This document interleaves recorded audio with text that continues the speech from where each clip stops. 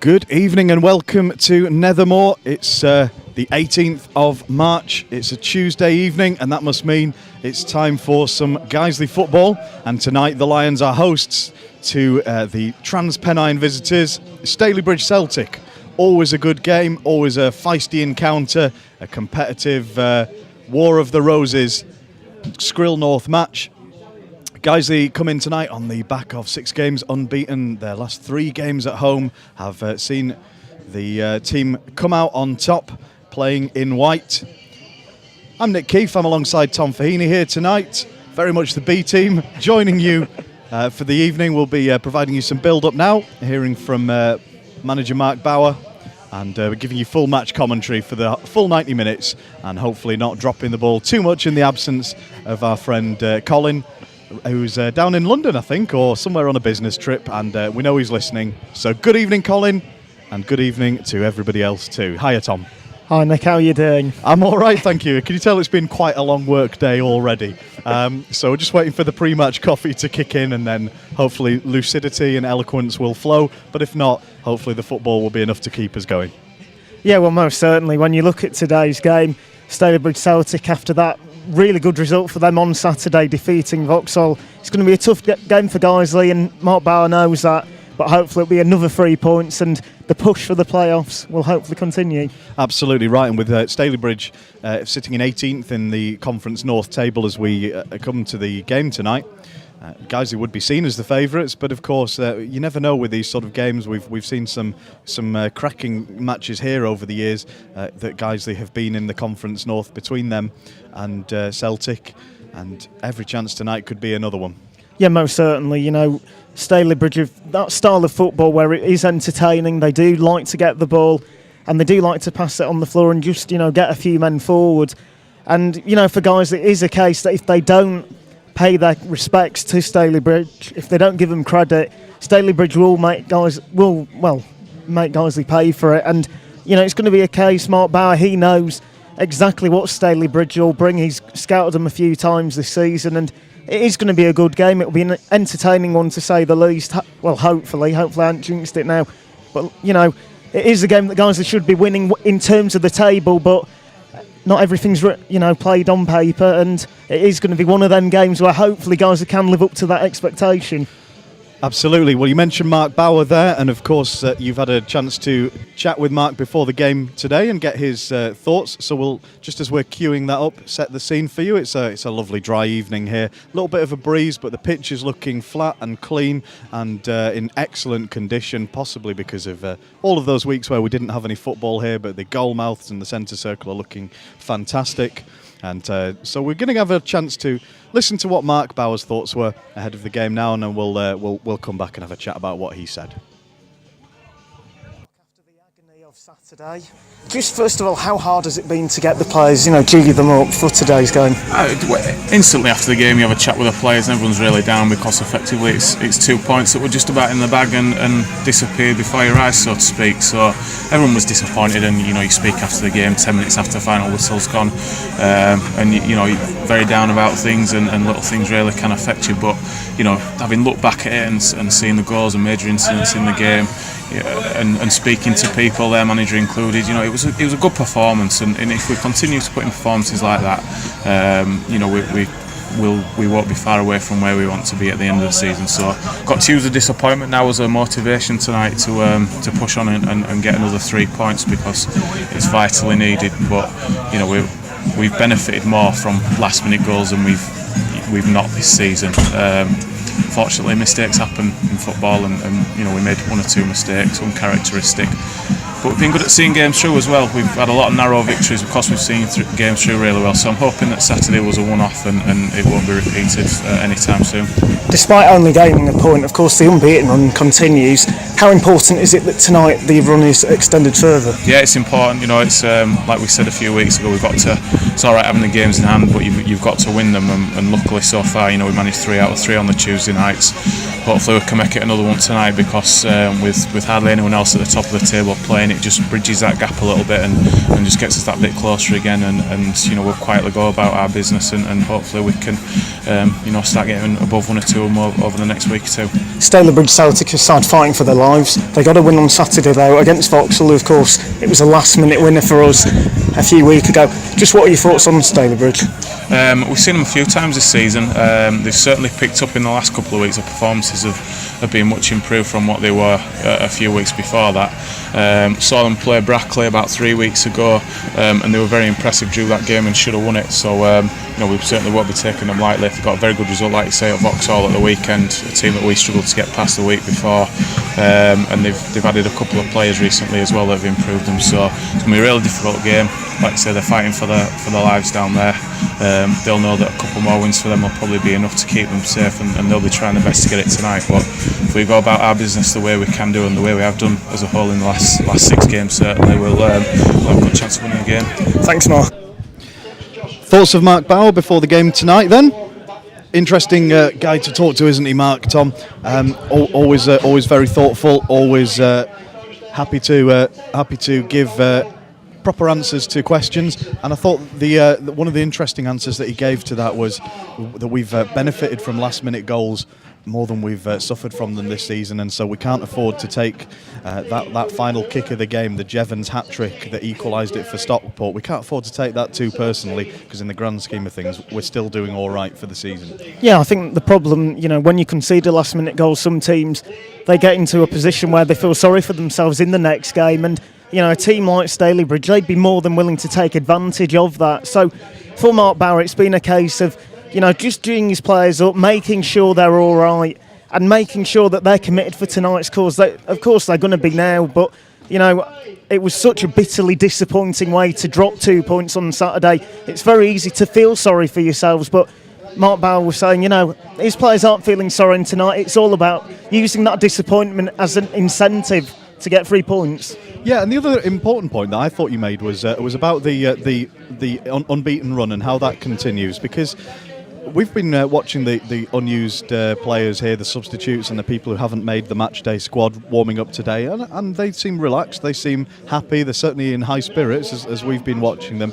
And I wonder how much the unbeaten run has sort of kept the spirits high despite the 1 or 2 disappointments there's been.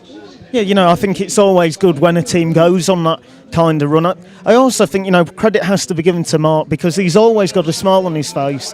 Even after 1 or 2 disappointing results, he's always positive. He tries to get his players smiling, and you know, it's something which has worked. Like you were saying, some of the reserve players today, that, you know, they're all singing, they're all dancing on the pitch.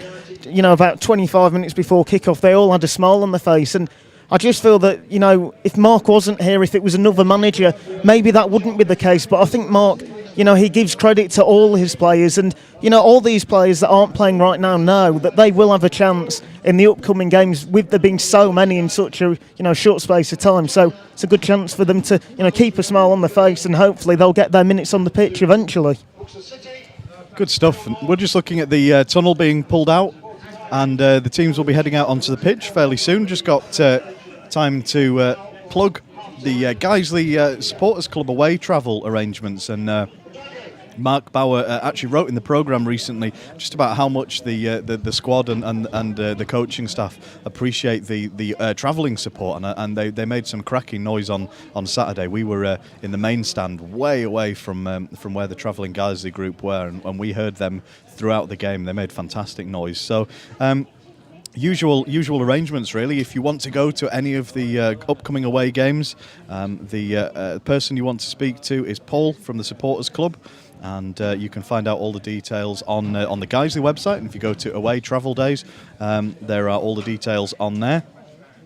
In general, it's normally £14 for Supporters Club members, £16 for non-members to go on an away game, and they leave from Nethermoor Park, and they leave in plenty of time to get people down there and into the ground and familiar with their surroundings, like I say. So there's every opportunity of some good atmosphere in the ground. So please do, if you're thinking about it and you don't drive, or even if you do drive and you want to save some petrol and take the pressure off someone being the designated driver and all of that, get yourselves involved in the Supporters Club away day travel and speak to one of the Supporters Club reps or hit our website for any more information on that. I've got to say, speaking of the supporters, I'm a big fan of the Wayne Brooksby song, which was sung on Saturday to the tune of Heartbeat. Yeah, I only heard snippets of that through the headphones. I'm looking forward to a reprise. You never know whether, for the home games, you never know whether the people who make all the noise really get themselves together, or whether they kind of spread out because there's other people around. But I wouldn't mind hearing a full rendition of that tonight, Tom. Well, if we don't hear it, I think at half-time we know what we'll be singing. That's right, we'll schedule that in for while we're off air, hopefully. So, the teams are coming out onto the pitch and getting a warm reception from those who've made it down to the ground tonight on a slightly blustery Tuesday evening. But it's dry at the moment. We've had showers during the day, but at the moment the conditions look excellent for playing football in. And we'll have a look at the teams. First of all, we'll start with the Guiseley team. Pretty much as you'd expect, I think. But number one, the goalkeeper, Stephen Drench. Number two, the captain, Andy Holdsworth. Left back, Ben Parker. Danny Hall and Danny Ellis will be the central defensive pair. And then the defensive deep-lying midfielders, Jake Lawler and Danny Boschel. Starting out on the right, we expect will be Wayne Brooksby with Kevin Holsgrove on the left. And that leaves Gavin Rothery tonight in behind Adam Boys, who starts again as the lone out-and-out striker. And then on the bench tonight is Kyle Harrison, Danny Forrest, Michael Potts, Alex Johnson and Stephen Dickinson, the reserve keepers. So no Ollie Johnson involved tonight, and we saw him pick up maybe a calf strain on the pitch on Saturday, so maybe a good one just to leave him out of tonight. It gives Holsgrove and Boys a chance to start together. Holsgrove in particular I thought looked good on Saturday, Tom, and we get Gavin Rothery back in the team in his preferred slot just behind the striker. So what do you make of it? Well, yeah, it is a strong lineup yet again, and it's good to see Adam Boys get another chance to get a few more goals. He did look really impressive on Saturday, and although he hasn't scored in the games before that, he has shown so many nice touches, and it was the case that if he could just get a goal last Tuesday when he missed, from 2 yards out, it just felt like the ball wasn't going to go in for him. But now he's got his goal. Hopefully, he can build on that tonight. And what do we make of the substitutes bench? Once again, Mark's got plenty of options.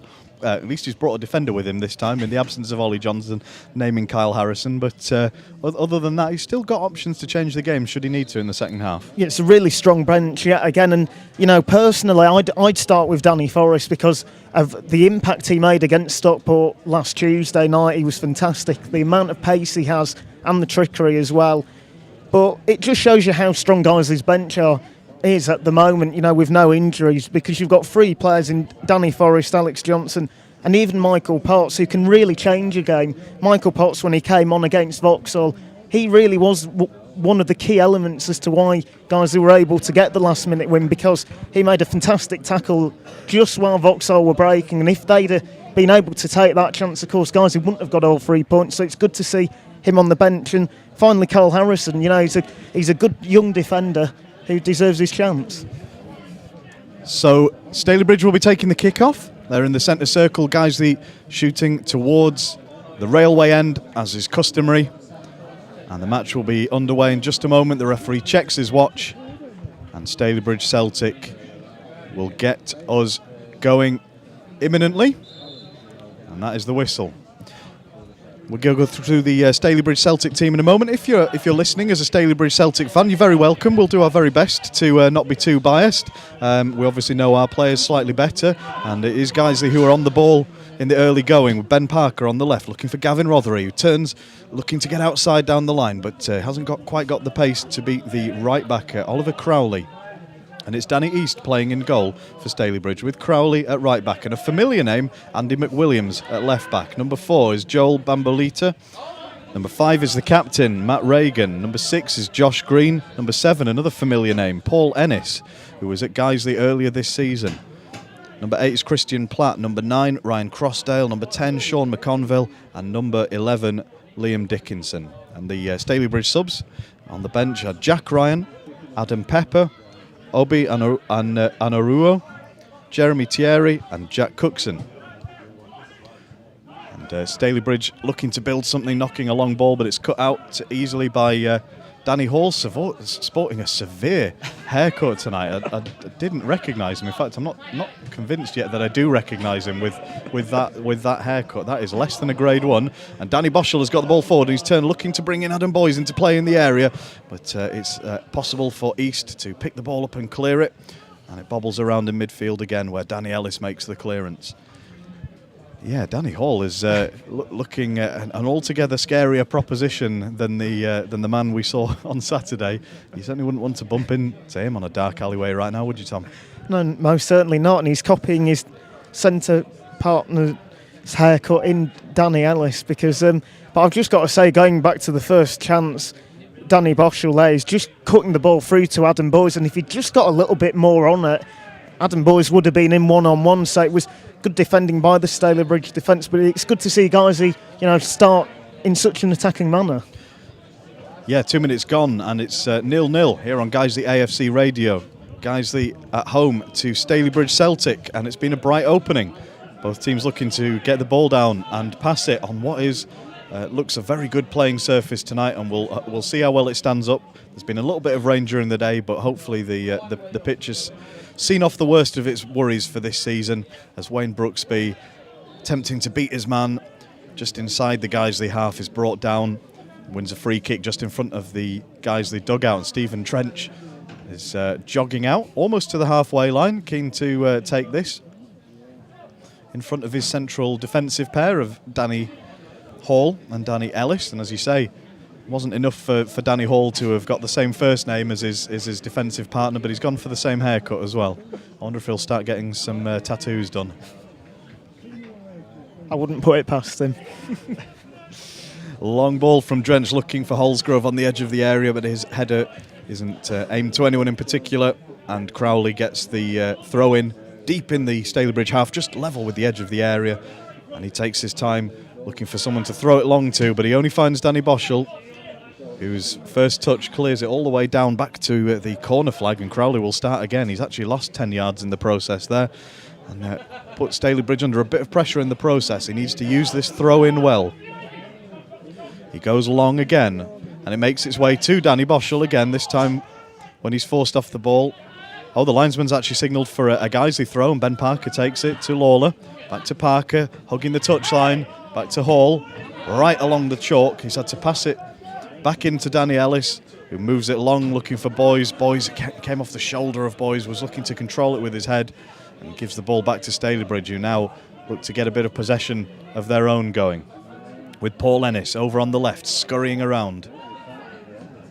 And he's got it again, but it travelled over the out of play. Paul Ennis is an interesting one, isn't he? He came to Guiseley, signed him after the Colwyn Bay game, and hadn't particularly caught anybody's eye apart from the coaching staff of Guiseley when he signed, and then just signed just in time for the Guiseley manager to change. And really wasn't part of Mark Bauer's plans going forward, was he?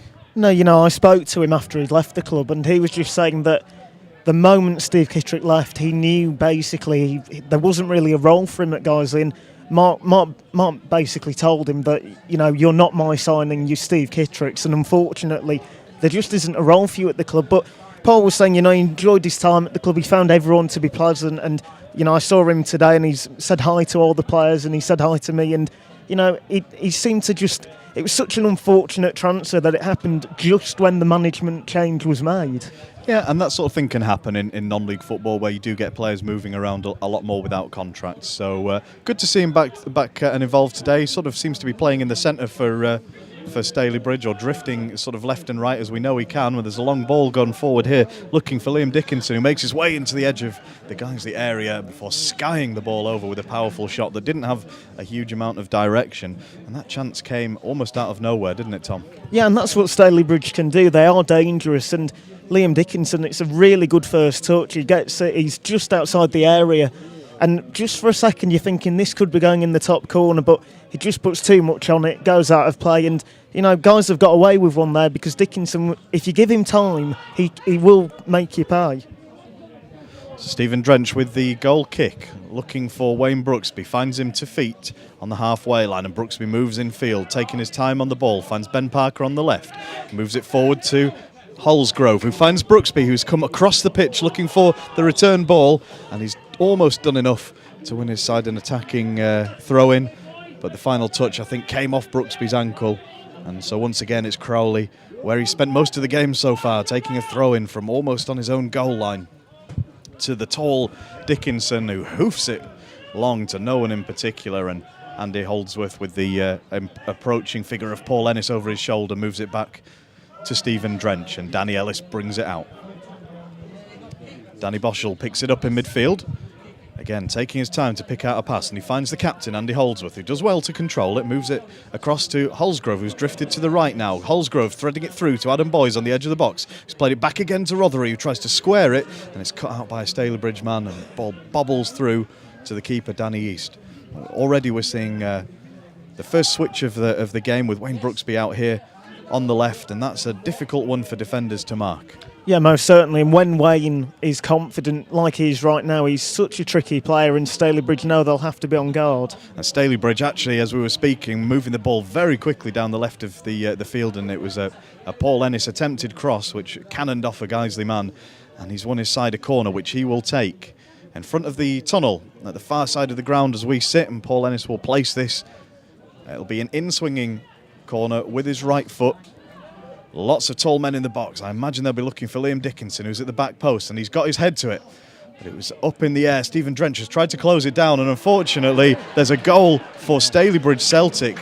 Stephen Drench had come all the way out of the goal trying to close down the second ball, and unfortunately left his goal mouth wide open. I think it was Joel Bambolita who had a simple tap in.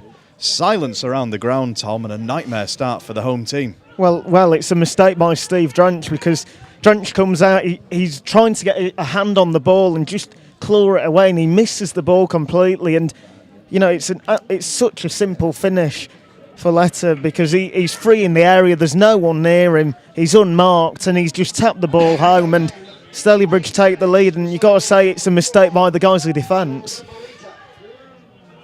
So the score is Guiseley 0, Stalybridge Celtic 1, and immediately from the kick-off, Stalybridge have won the ball, and they're trying to pressure the Guiseley goal, and a scrambled work by Brooksby, and Jake Lawler wins the ball back, and Guiseley have it on the edge of their area. They're under pressure from the blue shirts, and it causes a stray pass. Guiseley having to start from the back again. This time it's Danny Boschel. Gives it to Wayne Brooksby quickly, looking for the return ball. Adam Boyes is trying to get past Crowley into the box, but Crowley does just about enough to hold off Boyes and give the keeper East time to come and gather the ball. Well, Danny East there nearly making a mistake, because he just let the ball run, and it was getting to a point where I thought Adam Boyes might be able to get a touch on it and get it past him, but just got there in time. So not the start Guiseley would have wanted at all, and they're under some pressure again. This time it's McConville looking for the tall Dickinson. But it's been won well by Danny Hall, and Gavin Rothery's moving at pace through the middle, tries to thread it through for Adam Boyes, says he was brought down, referee's giving nothing. Stalybridge players protesting their innocence, and the game continues with no set piece. And a long clearance from Crowley at right back all the way through to Stephen Drench gives Guiseley some time to have another think, and Danny Ellis plays it long, looking for Boyes, who's playing on the shoulder of the last man again, into the edge of the area, but he can't find another white shirt to play it to, just crowded out. And then Gavin Rothery has chased down the fullback Crowley again, charged it down, won it on the edge of the area, created a situation where Ben Parker might be able to get the ball in. He chooses to play it square, looking for Jake Lawler, but it doesn't reach him, and Paul Ennis, who's been instrumental in everything that Stalybridge Celtic have done so far, picks it up, and eventually it's come back towards him on the edge of the area. He's beaten Andy Holdsworth to it, but he's had to turn and take time. He's moving on to his right foot, looking to get a shot, and in fact he's threaded it into the box, looking for the return pass. It was actually Josh Green in the end. Ennis left it to run for Josh Green, took the shot, but it was comfortable for Stephen Drench, who fell on it with some gratitude and got it straight out to Wayne Brooksby, who's drifting in from the left, but he can't find Boyes. It's given away, and Celtic are coming on strong again. This time it's Liam Dickinson on the right, up against Danny Hall. Looks inside, plays it to McConville. McConville into the edge of the area, beats Parker to the outside, plays the ball across. And Stephen Drench chooses to let the cross go all the way across the face of goal harmlessly because he didn't think he could catch it. And it goes out for a Guiseley throw in the right back position. But Guiseley are under some pressure at the moment, Tom. Yeah, they most certainly are. And I think it is going to be a Stalybridge try because Drench wasn't 100% sure just who was there. So he's actually clawed it and just got a hand on it when he could have just let it go out for a throw. Good spot, thank you. And they do start, and this time Ennis is crowded out by Kevin Holsgrove. And Guiseley doing their best to win it back, but Stalybridge getting to the ball every 50-50 opportunity at the moment. But their move doesn't come to anything.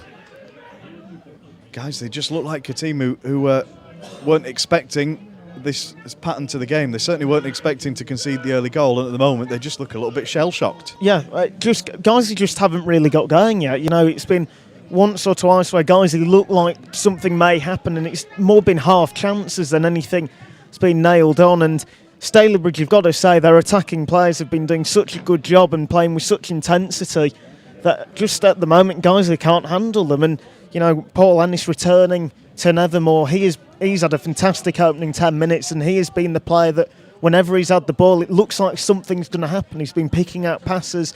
And, you know, going back to the chance for Green, if he'd have been, you know, he had the time, he could have taken one or two touches and then had his shot. And then I think he would have got more power than a shot which really was just aimed straight at Drench with no power and was an easy save. So Paul Ennis definitely looking like a man with a point to prove here in the bright yellow boots with fluorescent orange laces. You can't miss him from a mile away, even on the far side of the ground, and he's been at the centre of the action for Stalybridge Celtic so far. Meanwhile, nothing is working for Guiseley between their forward players. Adam Boys that was the intended recipient of a pass that once again didn't make it to him, and they've had to go all the way back to the keeper, Drench, who plays it long, this time looking for Holsgrove out on the right, and he's crowded out. Boys looking for scraps, trying to put the keeper East under pressure. And East has been pressured into hoofing it out wide to the left, actually just in front of the away dugout. Andy Holdsworth has the chance to take a throw in, and he's taken it to Gavin Rothery. Plays it back to Holdsworth. To Holdsgrove on the right, turns onto his left, looking for, not sure whether it was a cross or a shot or what, holds his hand straight up, across the goal line about 10 yards wide of the goal, clearly nowhere in particular.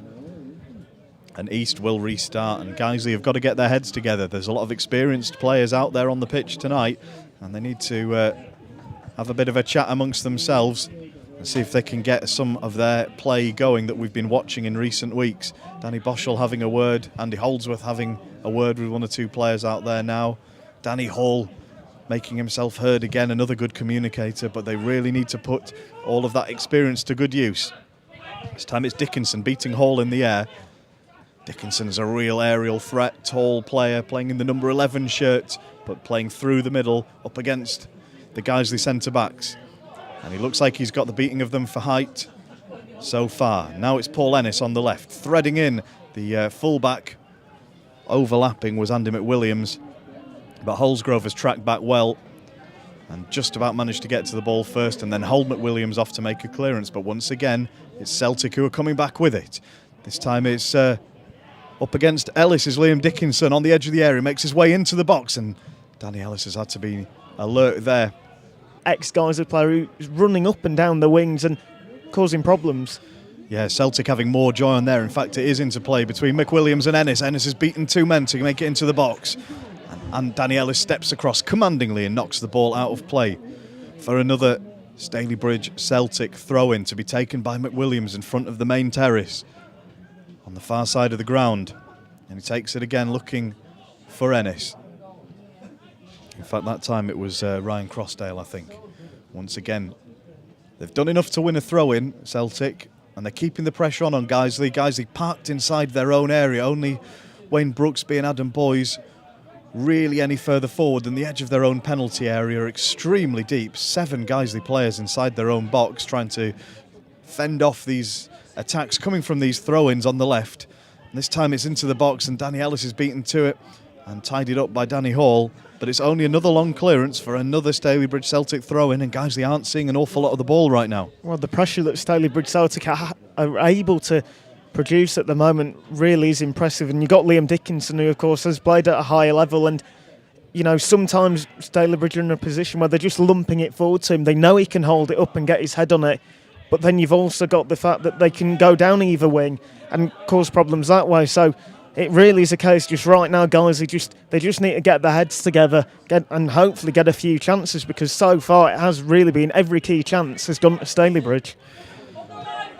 Kevin Holsgrove comes deep, looking to pick the ball up, and he manages to create a position for Wayne Brooksby. Tempts the 1-2 with Holsgrove, but it's easily cut out, and Paul Ennis picks up the ball, lays it off to Andy McWilliams, who's speeding down the left wing, finds Dickinson. Dickinson tries to turn. Danny Ellis stands tall and plays it out to the feet of Mark Bauer in the home dugout.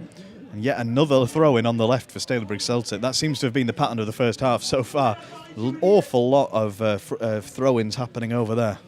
Yeah, most certainly. And, it is a case that Andy McWilliams and Paul Ennis, they're both down that wing. Of course, they've come back to Nethermoor and they've got a point to prove. And they're proving their point because they're having, them two really are Stalybridge's standout players as of now. Just, going to the Guiseley team, Kevin Holsgrove, there's been a number of occasions where he can pick out a simple pass and he's just trying something a little bit clever and a little bit elaborate, and just so far it hasn't come off. So hopefully he can just get back to the basics and hopefully the chances will come. Yeah, Holsgrove looks like he's trying to sort of take responsibility to make something happen, but at the moment his team look like they just need to get the ball at their feet and move it around a little bit and take some time. The home fans making some noise as the play comes over to our side of the ground here in the main seated stand, and it's a throw-in with Ben Parker taken to Gavin Rothery. Rothery back to Parker. Parker to Rothery. Waiting for positions. Nobody in a white shirt available. He's had to go back to Lawler. Lawler will play it across to Boschel. Good patience from Guiseley this time, making sure they find a man. This time it's Kevin Holsgrove who runs with it, takes a shot with his left foot. First real shot of the game for Guiseley. Wasn't in danger of troubling the keeper, but just enough to remind the Celtic defenders maybe that Guiseley can pose a threat. Yeah, most certainly. And when you look at Kevin Holsgrove, he's taken one or two extra touches. It's good to see. Opens his body up and he's just got a little bit too much on it. It was always rising, not causing the keeper any real problem. But that's the first time where guys have been in a position where, they've got a shot away. And now it's all about just using that bit of momentum from getting that chance and trying to produce something which hopefully next time will be on target. So 19 minutes gone here on Guiseley AFC Radio. The score currently Guiseley 0, Stalybridge Celtic 1. A horrible clearance by the keeper Danny East gives Guiseley a throw-in on the right-hand side, and it's Andy Holdsworth looking for Kevin Holsgrove. Holsgrove to Lawler, striding into the area, finds Boys. First touch was a little bit strong and he's had to go backwards to Holsgrove. Takes a shot with his left. It's deflected through for a Guiseley corner. First Guiseley corner of the game. May have struck a hand on the way through, but I think it was down by the side. Yeah, it'd been harsh if that had been given, but this is a good chance for Guiseley, getting all the big men forward, the likes of Ellis, the likes of Hall, and with Brooksby taking, he'll be able to deliver. I hope I haven't jinxed that. Well, it'll be an out-swinging corner if he takes it into the box, which he does, looking for Jake Lawler, who's just beaten to it by Liam Dickinson. Dickinson again gets the rebound, but only makes it as far as Brooksby, who will be looking to get across into the box, trying to beat Dickinson. He does on the edge of the area, and then he's brought down. Just a little bit too clever for his marker there. Knocked it past him, and it's earned... Oh, wow. It's earned a Stalybridge player a yellow card, but I think the referee's booked the wrong player there. He's booked Brooksby. Oh, OK. Well, he's definitely booked the wrong player then. Well, Brooksby's cool. This is the thing. Brooksby goes down. The Stalybridge defence haven't complained in the slightest. They're getting ready to defend the free kick, and the referee's run up to Brooksby and shown him the yellow card. The weird thing is the linesman had given a free kick to Guiseley, and the referee obviously must see something that everyone else hasn't, because he's booked Brooksby, and the fans are not happy. No, not at all. It's a very strange decision, that one. I think Wayne Brooksby, unfortunately, maybe is gathering a little bit of a reputation amongst some referees, and I think they're extra vigilant when it comes to watching him in those positions where he does have fast feet. Wayne Brooksby, and he can knock it past a player and sort of draw the foul. Now, of course, if he's fouled, then that should still be a free kick, theatrics or otherwise. it's hard to tell at this distance, but as you say, the Celtic defenders seem to mostly be accepting the free kick that had been given, and then was very surprised to see the referee go and actually book Brooksby instead. But that means he's going to have to be careful for the rest of the game. Holsgrove playing with his back to goal, trying to bring Rothery in, but it's another loose pass. We've not been missing a huge amount while we've been dissecting that last incident.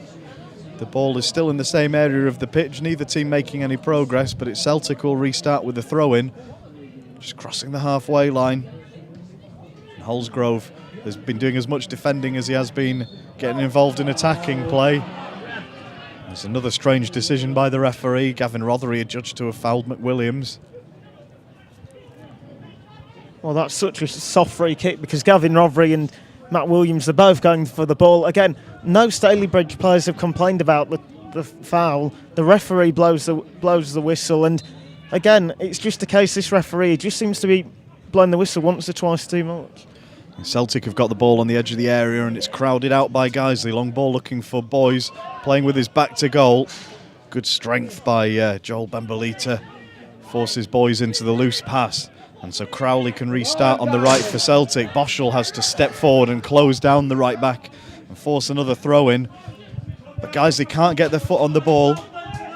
Celtic are first to every loose pass. And they're coming out on top in every 50-50 position at the moment, and it means they've been able to keep on good pressure since going 1-0 up in the 8th minute of the game with the goal from Joel Bembolita from a corner. And it was a corner that was looking for the tall striker Liam Dickinson. And as the ball came from his head across goal, Stephen Drench made the decision to come for it to try and close it down. And instead he was able to square it for Bembolita, who had an empty net to place it into. Since then, Guiseley have looked a little bit out of sorts, and the players are talking to each other, and some of them are talking to the referee, and none of them look awfully happy right now with how things are progressing. The fans making their voices heard. Contrary to what you may have heard, that the referee's not a muppet. I can't see any strings, and nobody's operating him that I can see. And nobody seems to be operating the Guiseley attack right now either. Ben Parker takes a throw in. He's forced back by the ref. The referee's decided to get himself involved on that one at least. And a loose pass. Ben Parker has to go back again for Danny Ellis. Plays it through the middle looking for Rothery, but it's too easy for the defence to cut out. Once again, Guiseley have been forced all the way back to their keeper. Really struggling to build anything. Ben Parker calls for it. Fantastic goal kick out of hands from Drench to the head of Parker, who headed it in midfield looking for Adam Boys. It was a nice idea that nearly came off. And it's Parker again on the left. This time tackled by Oliver Crowley. And he will restart with the throw-in to Wayne Brooksby, who stayed on the left after the early moments on the right. And he moves forward with the ball at his feet. He's got Gavin Rothery ahead of him. And lots of Celtic players around. Managed to win another throw-in, which is taken quickly by Rothery to Brooksby. Brooksby tumbles on the edge of the box once again. But Guiseley have got the ball at the second attempt. It's Rothery with a cross into the box, looking for the head of Adam Boys. And it's an aimless header. Couldn't get any direction on it. Goes out for a goal kick. But signs of a little bit more life from Guiseley in that possession, Tom. Yeah, well, that's more like it from Guiseley. I've got to say, Ben Parker, he does not look happy with the referee. You know, he's pointing to the spot where Brooksby had been booked, and I could see him saying he was caught, and that Parker was right next to Brooksby when that incident happened. So, you know, you'd like to think he has an idea, but, you know, just then, Adam Boyes' header, it's wayward, it's off target, but that little bit of interlinking play before that was positive, and more of that, you know, it'd be good to see for Guiseley, because before then, really, it had been a case that it was Stalybridge Celtic who, on every occasion, were using the interlinking play and, you know, well, getting a lot from it. So Guiseley have a throw-in in front of their own dugout. Andy Holdsworth once again to take. And he takes it to Danny Boschel, who plays it back to Holdsworth. And Holdsworth has been forced to turn around. Danny Ellis was closed down with the clearance. There was a handball, actually, in the player who closed him down. I think it was Josh Green was closing down Danny Ellis. And as Ellis's long clearance went out, it was handballed. So Stephen Drench takes the long kick, looking for one of his own men, but it's cut out. And Danny Boschel has to hoof it long and left, looking for Wayne Brooksby, who's in acres of space. That means he can collect it and bring it down, pass it to the feet of Ben Parker. Plays it back to Brooksby, tackled by Crowley. Boschel will take the throw-in And this time he plays it, he throws it to Adam Boyes, playing with his back to goal, being watched closely by Benvolita, manages to turn but can't find Gavin Rothery, and Boyes is being closed out very well so far by the defenders Benvolita and Matt Regan, not getting himself into the game very much, and it means Guiseley haven't got an outlet through the middle. Once again, it's a long ball from Danny Ellis. This time it does find the head of Adam Boyes, down to the feet of Kevin Holsgrove, who's forced to turn away from goal. Comes across, playing the ball with his left to Ben Parker. They've switched flanks. It's down with Brooksby on the left touchline, being watched closely by Crowley. And a quick turn by Wayne Brooksby. A flick and a turn, outfoxed the defender Crowley. Crowley went for the ball. It was a late challenge, and this time the referee does give the free kick in Guiseley's favour. Well, just a little bit of frustration shown there by Wayne Brooksby, because, you know, yet again, it's just reminding him of the tackle where he got booked, because this time he was clearly caught. We can see it, and it's a really good chance for Guiseley with this free kick. It is. Brooksby with the free kick, in swinging into the area, looking for a tall Guiseley player. Instead, it's Gavin Rothery arriving at the back from the knockdown. And now Kevin Holsgrove taking time in the box, plays it out wide to Rothery. Rothery looking to cut back onto his left and square it, but it's not a good cross with his left foot. A very late challenge by Dickinson in on Danny Ellis there. Surprised not to see anything given. Almost an off-the-ball incident. No foul intended, I don't suppose, but it was a very strong challenge and potentially dangerous. Guiseley have kept the ball though, and the cross comes in from Holdsworth. It's headed on, looking for Brooksby at the back post, and cut out for a Guiseley throw. Well, that tackle by Dickinson, there was no malice in it, but it was definitely a striker's tackle. And, you know, I think if maybe a defender had made that tackle, the referee may have given something. Fortunately, no harm done. Danny seems to be moving freely enough, but in the meantime, Guiseley have lost the ball, and Dickinson with his back to goal is an enormous player. Danny Hall trying to watch him, but they've managed to let Crosdale free on the right hand side. He's being watched by Danny Ellis into the area. Ellis blocks it, not sure with what part of the body it was done, but it comes down to McConville. McConville on the right for Celtic, step overs in the edge of the box. Danny Ellis stays strong, and it comes off Ellis's shins, but not with enough pace to go out for a corner. Eventually manages to chase it down and knock it out for a Celtic throw-in. But heart in the mouth moment there as Stalybridge made it into the Guiseley penalty area. Yeah, most certainly. And, you know, it does hit Danny Ellis on the hand, I've got to say, but his hand is right by his side. And, you know, there's only one Stalybridge player who protests whether it's a penalty or not, because if that had been given, that really would have been the definition of soft. In the meantime, McConville and Crowley have been doing good work on the right for Celtic. They've kept the ball pinned down in that far corner flag, just out of sight of us to our right from the stand here. And there's a scramble of bodies on the edge of the box. Ben Parker is the one who comes away with it, and he's managed to keep possession for Guiseley, but a very loose pass from Gavin Rothery fell well short of making it to Wayne Brooksby. They've been lucky actually, Guiseley, in the process. They've got a throw in for Parker, but they've been pinned back deep in their own half once again, and Parker will be looking to find an outlet, and he's going to go long looking for Brooksby. He's got McConville in front of him. McConville's header only finds Danny Ellis, so it's knocked down into the path of Josh Green, and Green brings it over to the left to Ennis.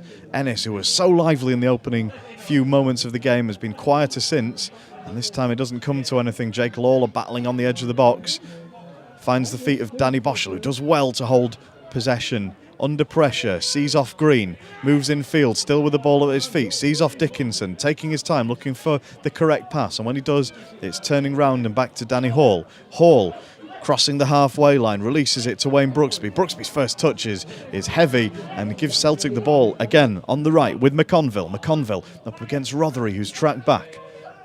Crosdale being watched by Parker, and Parker has to knock it out for a Celtic throw-in. And it's a throw-in on their right that Crowley will go forward to take. And it's level with about the edge of the Guiseley area. And that means once again, all but Holsgrove and Boyes are in and around the Guiseley penalty area. And the crowd inside Nethermoor, I'm sure you can hear, are quiet. It's a strange game to watch this. It's not the one that the home fans were hoping to see. Celtic haven't been able to do a huge amount in the box. Good closing down from Gavin Rothery, but it's been knocked out once again for a Celtic throw, which they take to Dickinson. Dickinson holding off Parker, plays it back to Crowley, looks to get across into the box, but it's low and easy to cut out, and this time Gavin Rothery has the opportunity to bring it away, passes it to Danny Boschel. It cannons off Boschel's right knee, and in the process, Green manages to catch up with Boschel, but only manages to foul the guy in the penalty, in the centre circle, in the penalty area. Blimey, chance would be a fine thing. We haven't seen the Celtic penalty area much this half. And the referee's having a word with Josh Green and booking him because he thinks that was a cynical foul. Guiseley looked like they might have a chance to come away on the break, and Green doing what he had to stop the progress of the Guiseley counter-attack. 32nd minute, long ball from Stephen Dredge. Very ambitious free kick. All the way straight through to the keeper, Danny East. Sure, it wasn't what he intended at all. Normally his delivery is so fantastic, Stephen Drench, but I'm afraid that time it was a waste of an opportunity for Guiseley. But they have the ball again with Lawler and Boschel in midfield. And Ellis. Ellis will play it long, looking for Boys, and Boys' knockdown finds Holsgrove. Plays it to Boys again over the top, looking for Boys to get in behind McWilliams, but he hasn't got the pace to beat the Celtic left back. Eventually the ball goes out harmlessly for a throw-in for the visiting team. Well, that free kick by Drench was a waste, because when you've got 4 or 5, big Guiseley players in the penalty area, just try and get onto one of their heads. Instead, the ball goes straight to Danny East, Celtic's keeper, and it was such an easy save. He didn't even have to move. It was right at him, chest height. It's an easy save, and it's just yet another sign of Guiseley. It's disjointed. It's just not got going yet for Guiseley today, and hopefully, maybe something can happen before the end of the first half, or maybe it'll take a team talk at half time, and then the second half will be different. Yeah, the home side certainly looking like they need a fillip or a pep from somewhere. Whether it'll be the half-time team talk or whether it will come sooner than that, we don't know. Once again, Drench has the ball in his area, and unfortunately is another uncharacteristically poor clearance. This time he's shanked it high and wide, not even made the halfway line before it goes out for a throw-in for Celtic, and it'll be McWilliams to take it again. Guiseley's normally infallible kicking keeper, just showing a couple of signs of lack of concentration in the last couple of moments, but he's alert this time to collect the ball with his hands in the area, rolls it out to the feet of Danny Hall, looking to build patiently. Hall striding forward, he's got Parker to his left, and he's got Wayne Brooksby ahead of him on the left, and Brooksby plays it back to Parker, to Rothery. Guiseley being pressured. Rothery had 2 men on him there, but he managed to find Danny Ellis. It does mean Guiseley have had to go backwards. Holdsworth tries to hook it through over the top with his left foot, but it's aimless. Guiseley do have the throw though, and it will be Holdsworth. Just over the halfway line to Boschel. Boschel's pass is backwards and to no one in particular, and gives Celtic the chance to push forward and squeeze again. Guiseley pinned back in their own half. Boschel has it at his feet, long ball through the middle, looking for Adam Boys, but it's far too easy for Regan, the captain, to cut out, and he plays it to McConville, and Celtic are coming on again. Guiseley having to track back. Gavin Rothery all the way back in the left back area, chases McConville down, knocks it out for a throw-in. As has been the pattern of the first half, awful lot of throw-ins for the Celtic fullbacks, and this time it's Crowley on the right. Looking for Green. Green hooks it over the top, trying to find Dickinson, but it's cut out. It's come back to Green, and his shot has been charged down, and Ben Parker does well to hook a clearance out and to the halfway line. His clearance actually curled out and into play. And so the linesman's had to give a throw in. Once again to Crowley. Guiseley now with everybody but Adam Boys inside their own half. And lining up, marking Celtic players, not being where they want to be, not in their formation that they want to be in, ready for an attacking move, but having to mark up, knowing that they're in a dangerous position. However, that danger's relieved. A terrible throw-in, actually, that time by Crowley. Sailed about 30 yards straight through behind the goal line, and Drench will have a chance to keep one of his kicks in play this time. Difficult game to watch as a home fan right now, Tom.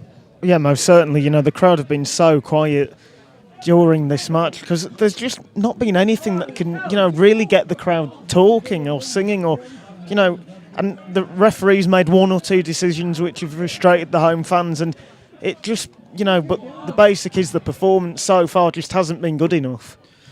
That's right, and as we've been talking, Kevin Holsgrove was chasing the ball down in the box, but once again, it's just not rolling his way. However, they do have a throw-in, which Andy Holdsworth takes to Holsgrove. Back to Holdsworth if he can, but he's been crowded out this time by Paul Ennis amongst other people, and Celtic bring it away again with Green. Green looking long for the impressive Dickinson, but it was easily blocked by a Guiseley man, and they have the ball again with Parker.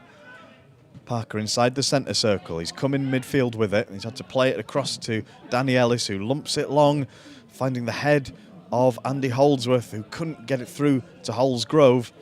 This time Wayne Brooksby has moved over to the right, and he's picked it up, turned, beaten two men, lays it off to Holdsworth. That's a bit more like it. Across to Holdsworth on the right, Holsgrove, cuts inside, crosses it with his left foot, looking for Gavin Rothery in the box. Didn't make it to him, and Celtic have repelled that attack. A physical mismatch in the middle of the park there, where somehow Danny Boschel was adjudged to have fouled the enormous Dickinson. I don't think Dickinson needed the referee's help there, really, in that aerial battle, Tom. No, most certainly not. When you look at Dickinson, he's been so impressive during the whole match so far. And, of course, he's someone who's played at a higher level, and you can tell his touch throughout the game has been impressive. And, he's such a physically strong lad. He really has been causing some problems for Guiseley. 37 minutes gone, and the score remains Guiseley 0, Stalybridge Celtic 1. Here on Guiseley AFC radio, and not a huge amount to shout about for the home fans so far, and that's probably why they're not doing an awful lot of shouting. And Celtic have got the ball, and they're approaching the Guiseley area down the left, as was the pattern in the first half of this first half. This was where the danger was done and the damage was done the first time. This time Guiseley have crowded them out. What Guiseley have managed to do since those early moments is keep Paul Ennis and Andy McWilliams a little bit more quiet. They were causing all sorts of trouble down the Guiseley right in the early going. It's been a little bit calmer since then. But of course the damage was done, the away goal was got, and since then Guiseley have really struggled to get any passing moves together of their own. And so if you're just joining us, you've maybe joined us at the right time, because you've not missed a huge amount to shout about so far, but we're hoping it will get better from here. From a Guiseley point of view, if you're listening as a Stalybridge Celtic fan, you're very welcome. Your team's playing well. They're doing a good job as the away team here. They've had a lot of the ball. They've pressed well from the strikers onwards. They've not given Guiseley time on the ball, and as such they're pretty decent value. Even though they've not had many chances, you can't begrudge them the one goal lead too much at the moment. The ball bouncing around in midfield, bit of head tennis. Andy Holdsworth tries to bring it down under control, and they have brought it into the Guiseley defence, where once again Guiseley look comfortable enough passing it around amongst their back four, but the pressure forces them back this time to Stephen Drench. Unfortunately, most of Guiseley's passing play has been between Boschel and the back four and the goalkeeper Drench. And so whilst they'll probably had a reasonable amount of possession in total, most of it's been in their own half, and as soon as they've tried to get forward, they've been reduced to speculative balls or threading through passes that just haven't come off so far, and it's been a frustrating evening so far as such for the Lions. Danny Hall strides forward purposefully. Ball to Holsgrove on the left, who's trying to get in behind Bembolita. He's been repelled by the strong central defender. Plays it back to Ben Parker. Plays a 1-2. In fact, it's come back to Holsgrove, to Rothery. Rothery on the edge of the box, at the apex of the corner of the box on the left-hand side. He's gone infield to Boschel. Plays it forward to Parker, to Boschel, to Rothery. Guiseley passing it around in triangles, but struggling to break through the Celtic back line. Good passing from Guiseley. Finds Boschel on the left, but eventually Crowley manages to close down the Guiseley midfielder. Winning Guiseley a throw-in. Parker will take it deep into Celtic territory. Plays it infield to Holsgrove, to Parker, and the two are passing it between them on the left, trying to make an opportunity for a cross, overcomplicate it, and in a hesitant touch from Danny Hall, plays Dickinson in, and Guiseley have had to scramble to win it back. And in doing so, Gavin Rothery's been fouled, standing with his back to goal, and Guiseley have an opportunity from a set piece. And you wonder if open play isn't working for Guiseley, maybe whether the chance that they need to get themselves back into this game could come from a Wayne Brooksby set piece. Well, credit to Rotherham there, because it looked like a lost cause. He gets the ball, just able to get a touch, and he's brought down. And this is a really good chance, great position for Brooksby to swing it in or have a shot. Yeah, it's just at the distance where it might be slightly too long to shoot from, but once the ball's into the box, anything can happen. And on this occasion, the thing that did happen was that it was harmlessly cleared square by a Celtic player, and Guiseley start again on the left. Brooksby has it at his feet, looked like he was brought down. Nothing doing by the referee, who's clearly decided that he's going to need a lot of convincing of any fouls on Wayne Brooksby tonight. And good pressure from Paul Ennis on the Guiseley defence has forced them back to their keeper inside his own area once again. And Drench is having to kick it long, has been the pattern of the first half, to the foot of Kevin Holsgrove. A really good touch to thread in Adam Boyes, who goes into the box, tries to keep it. He's just beaten to the ball slightly for pace by Matt Regan. Finds his way back to Holsgrove, who shoots, and the deflection takes it wide of East's left post, and Guiseley have a corner. Well, that's what you need to get the crowd cheering and making some noise there. Nice little move between Holsgrove and Boyes. Ends with Holsgrove getting this corner, and it's a good chance. It's taken flat along the floor by Brooksby to Holsgrove, and a terrible touch by Holsgrove. Looked to play it back to Brooksby to give him an opportunity for a cross from closer range, but unfortunately what actually happened was Brooksby took the corner along the ground to Holsgrove, who just side-footed it out of play behind the goal aimlessly. It looked like a nice idea that they'd had, but poor execution is doubly frustrating for the home fans. Well, you can't really defend what Holsgrove's done there, because he's in the area, but there's no one near him because the corner was taken quickly, so no Stalybridge players were near him, and he is literally just kicked out of play with no pressure and wasted really what could have been one of Guiseley's better chances of the game so far. And as we head towards half-time, we're in the 43rd minute of the game. If Guiseley are going to make something happen before the break, it needs to be soon. But instead, it's McConville putting Ben Parker under pressure, as has been the pattern. That forward three of McConville, Dickinson, Crosdale. They've kept Guiseley's defenders under pressure, and they've made it difficult for them to play. And in doing so, McConville's brought the ball forward. He's managed to thread in Paul Ennis in the box. And Stephen Drench saves the ball, but is grateful to see that the flag had gone up, that Ennis had just mistimed his run. Really nice move from Celtic. Excellent pass, just slightly mistimed, otherwise that would have been a one-on-one situation for Ennis with the goalkeeper. Now guys who've played long looking for Holsgrove, and once again nothing much doing, but they have got a throw-in, which the captain, Holdsworth, will take. Guiseley have only a moment or two left of this first half to try and get themselves back on level terms. Wayne Brooksby brings the ball across the edge of the area, finds Ben Parker on the left, who crosses it to nobody in particular, but under no real pressure, the Celtic defender heads it behind for a Guiseley corner. Sort of a chance from nothing there. Must have decided he needed to head it behind. He couldn't get the angle maybe to head it forwards confidently. And Brooksby has another corner from the right, out swinging, which he takes. This time it's not along the ground, but it's not an awful lot higher, and the first man has to stoop to waist height to cut it out. However, Brooksby managed to get another cross. He's taken it into the box. But nothing doing from a Guiseley point of view. Danny Hall was trying to get onto it. Guiseley have the throw instead, with Rothery on the left and Parker. Parker in field to Lawler, to Rothery. It's down on the left, stuck in a triangle once again. Guiseley struggling to make any advance with their passing. No men free in a white shirt when they've been needed so far, and eventually Rothery's crowded out, and Dickinson has it on the halfway line, plays it down the right looking for Crosdale, plays it again first time to McConville. McConville beaten for pace and strength a little bit by Jake Lawler and tugged at the shirt of the Guiseley midfielder, and the referee's given a free kick. There will be 2 minutes of added time at the end of the half, and Drench takes this free kick long from that decision.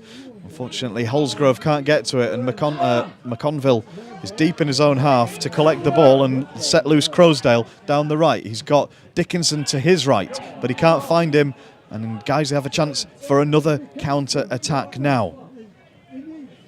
Andy Holdsworth on the halfway line, and Danny Boschel looking for the right pass. Unfortunately, there's no one in front of them available, and they've had to play to Danny Ellis once again, who strides forward, looking for Adam Boys. Boys thought he had Holsgrove to his left. Holsgrove had peeled off looking for a different pass, and guys, they've surrendered possession once again. Now regain it on the edge of their own box, but they're now camped deep again into their own half, not in a position for an attacking move right now, and Danny Boschel plays it out wide to Andy Holdsworth, who's playing with his back to goal, running into his own half. Turns, trying to find a ball forward, but it's between Boys and Brooksby, and easy for the Celtic defender to cut out.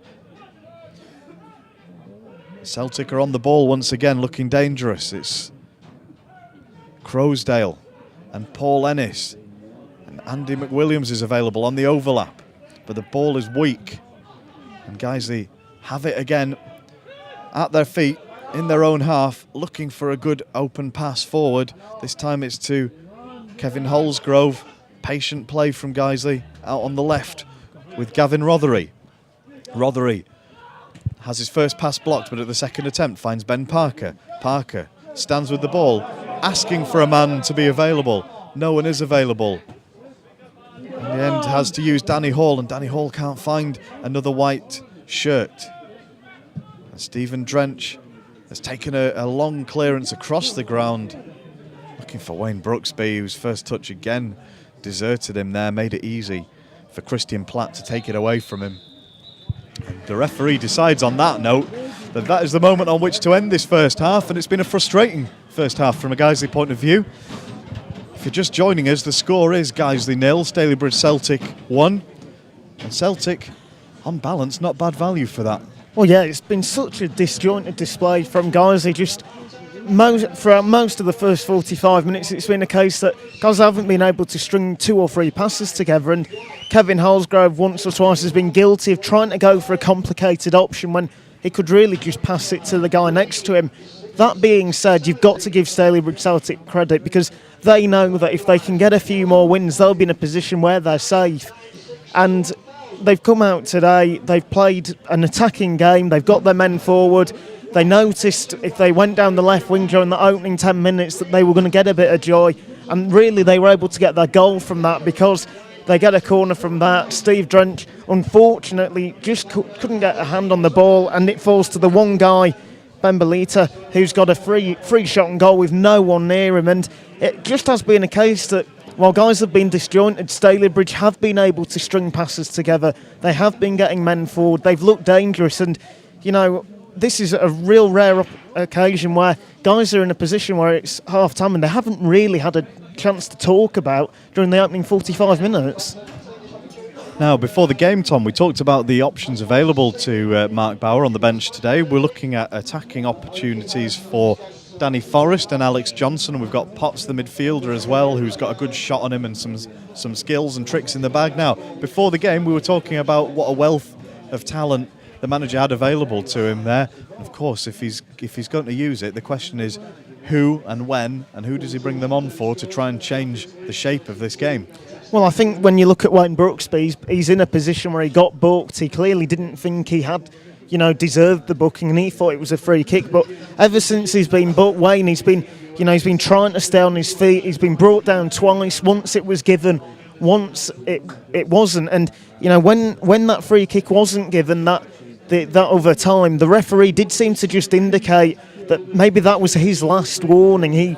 This referee clearly feels that Brooksby has dived on 2 occasions, and maybe it has to be a case that he is brought off just so he can save himself not being sent off, because this referee does seem to think that Wayne Brooksby's diving a lot. And Danny Forrest, for the energy he was able to bring on against Stockport last Tuesday, if he could do that again tonight, it would be a case that he'd change the game and, hopefully from Guiseley's point of view, create some opportunities that then you've got the likes of Holsgrove and boys can tap into the net. Yeah, it was something we talked about on Saturday, actually, was when Wayne Brooksby got himself booked, and it looked like there was a real danger of him being sent off. And I assumed he would be coming off, actually, and in the end, Matt Bauer chose to back him and leave him on the pitch, and he did manage to see out the game. But it's a position you don't really want to put your manager in, and he does look a little bit like he's getting a bit frustrated again tonight. However, difficult to suggest taking him off when he's one of the ones who can make something happen out of absolutely nothing, as we know. So in the second half, we'll hopefully be able to bring you some of the scores from around the country at the moment. The only one we've got in so far on the BBC app is our own score, which is 0-1 to Celtic here, the visiting team. But hopefully we'll manage to bring you the scores from Brackley Town versus Gloucester City and Oxford City versus Histon just before the start of the second half. I think for now we'll take a bit of a break. We'll get some throat sweets and things up in here, see if we can change the tone of our voices, and who knows, maybe the tone of the game will change too. We'll be back in about 10 minutes.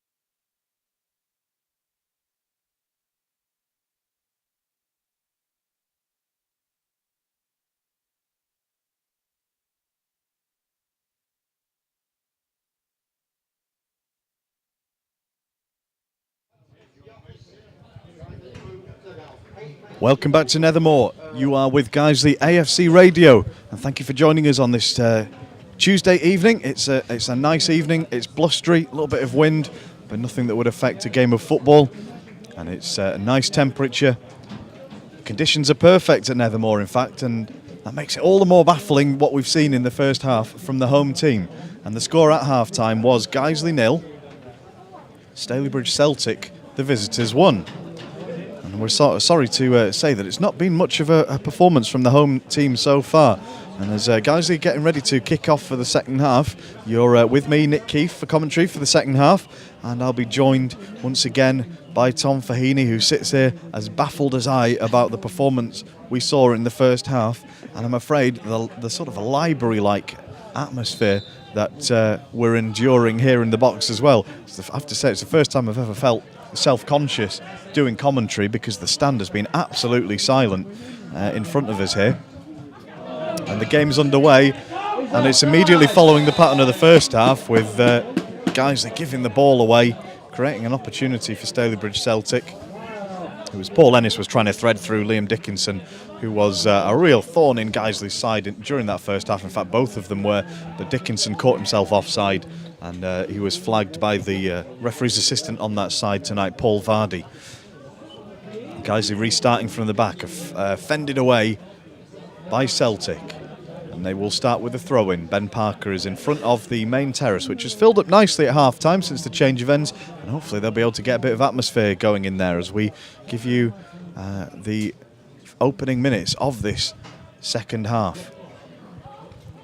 And it's another Guiseley throw-in taken quickly.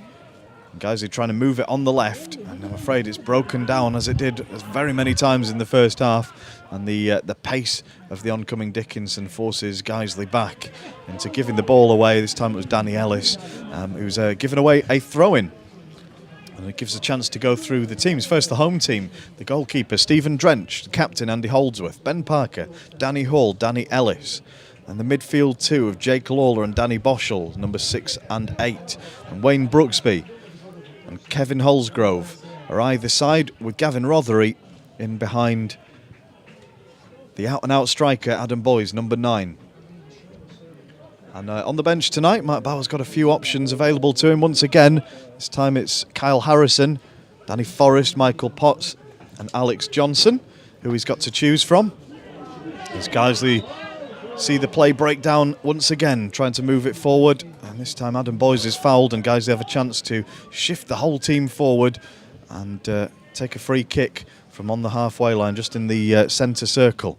And we're very happy to have had some second half beverages delivered to us by one of our Twitter followers who's just been turfed out by another member of the media team for some reason. There you go, Tom, there's a cup of tea if you like that. Thank you very much. And just some sore throats and things going on. I fetched you a cup of tea. Just realised that's my cup of tea that I've passed you, isn't it? So You'll get it back in a second. struggling a little bit to piece this together, as Guiseley have been. But they've got the ball in the centre circle, and Jake Lawler's trying to get to Adam Boyes. In fact, it was Holsgrove trying to peel off the corner of the defender Matt Regan, the captain of Stalybridge Celtic, and in doing so, he's drawn the foul, and it's a dangerous free kick for Guiseley, not too far out of the edge of the area, maybe another sort of 10 yards or so, and that gives us a chance to bring Tom in, and he'll tell us how dangerous this is going to be. Well, yeah, it really is. It's dead centre as well, and it's a chance for Holdsworth or Brooksby to just whip it in. There's quite a few men going forward right now, and you know, that's the first time throughout the whole match that Kevin Holsgrove has been really effective. It's a smart turn, draws the Stalybridge defender in, and getting this free kick now, it looks like it'll be Brooksby to take, and you know, he's in a position where if he wants to, he could have a shot as well, and there's plenty of options, and it's a real good opportunity for Guiseley, and hopefully with the first one on target. Yeah, and Brooksby's placing the ball carefully. He's obviously got something in mind. There are 3 men in the wall who are lining up on the edge of the D as Brooksby takes the free kick, looking for the top corner, and East has to turn it over with 2 hands. It was moving in the air rapidly, and it was just going to dip under the crossbar, fairly central in the goal, but East had to be smart to reach right above his head to turn that one over the bar. Well, East, like so many of us, thought that ball was just going to sail over the top of the crossbar, but it was always laying down, and it's a good save and a smart save. Brooksby takes the corner now onto the head of Danny Ellis. Yeah. It's a rifled header into the back of the net. and it's Guiseley 1, Stalybridge Celtic 1 from the corner, and that is what the home fans wanted. Hopefully there'll be a bit of noise now, because that's a fantastic header by Danny Ellis, rifled into the top corner. It's interesting that he was left unmarked. I was just going to comment on that when the corner was taken, because Danny Ellis is so effective in the air. It's a fantastic header, and there's a Stalybridge Celtic defender on the line, and he can't get his head on it. It is perfectly placed. Fantastic goal, and now hopefully guys can build on it. Well, that is the perfect start to the second half of the home. That's exactly what the manager will have wanted for them, sending them out after the break. 4 minutes after the restart, the Guiseley have equalised. They're on level terms. The crowd came to life with the goal there as well, and Guiseley are on the attack once again. This time Holsgrove with his back to the defender Crowley, out wide on the left for Guiseley. Wins his side. A throw in, and suddenly that far terrace, as we said, that's filled up at half time, has come to life. They're making themselves heard. Guiseley playing with some vigour. Unfortunately, there was an offside somewhere. We'll be hoping they can do some of the same to them. Just aware we haven't given you the Celtic team since half time. The keeper is Danny East. And then it's Crowley, McWilliams, Benbolita, the captain Matt Regan, Green, Ennis. Guys, they have the ball on the edge of the box, so I'll just pause as the cross goes in, looking for Adam Boys, and he's not managed to control it. The referee waited to see whether Boys would control it and then pulled it back for a handball. And guys, they have another very dangerous free kick on the edge of the area. I'll just finish the team. After Paul Ennis, it's Christian Platt, Crowsdale, McConville, and the giant Liam Dickinson, who was such a threat throughout the first half. Wayne Brooksby then will take a free kick from the corner of the penalty area on the Guiseley left. He'll be swinging it in on his right, and once again he has the option of shooting or crossing it into the box. Danny Ellis is at the far post. Danny Hall is on the centre spot, on the penalty spot, sorry. Jake Lawler is nearby as well. Guiseley have loaded the box with their tallest men. The ball goes in, fended away by East. It comes down to Kevin Holsgrove, actually came off one of his own men, drops to Danny Boschel, who was under pressure, had to get his shot away quicker than he would have liked, and it was skied high and wide. Well, credit to the Stalybridge defence there, because they really got in Danny Boschel's face, and it meant that he had to rush his shot, and it was always going high and wide. It's not at all handsome, but it is one of them chances for Guiseley. Wayne Brooks, it's a really good shot on target, and the keeper's had to make a clever save. He's been able to get it out the danger zone, and it was a chance for Guiseley that, and really, you know, in terms of the grand scheme of things, that was Guiseley's best chance apart from the goal. Absolutely so. David Kendra's seat has become available up in the commentary box again, and he sent us a fantastic tweet in the first half that we missed, and we haven't had a chance to read it out yet. We'll get it out now, because otherwise it might not apply anymore. And Dave, he tweeted us on at Guiseley Radio. You're very welcome to join in as well. And having been berated for failing to catch one of the passes that sailed out over the touchline near him in the first half, he then offered us this. He said, "I hope it's sunny where Guiseley are, because they haven't turned up here." Or maybe after the break, some of them have arrived at the ground with a bit more intent and a bit more inspiration. And of course, as I say that, commentator's curse, Stephen Drench's radar has been off all evening, if we're honest, and he's just taken a goal kick that sailed over the referee's dugout right on the halfway line, and knocked on the window of the matchday office. Not where he wanted to place that, and Guiseley are penned back in their own half as a result, trying to win the ball and make something happen. It's Boys with a flick on, looking for Kevin Holsgrove. Beats his man for pace, gets past Benbolita, approaching the edge of the box. Reagan stepped across to try and get it off him. He's made the shot. Danny East has let it go confidently from here. It looked like it might even just roll into the far corner of the net, but eventually it's bobbled safely out and across. But it shows you when Kevin Holsgrove gets running with a head of steam, he can change the position of the game and get to the other end of the pitch with attacking intent very quickly.